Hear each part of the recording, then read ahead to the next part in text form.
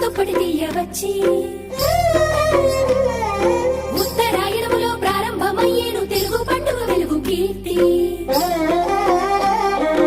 ఆకాశ చుక్కలే కూటమిగా వచ్చి ప్రతి ఇంటి ముంగిట ముగ్గుల్లా మారి హరివిల్లు రంగులే అందంగా చేరి కలిపిళ్ళ గొప్పెమ్మను దేవతగా మార్చి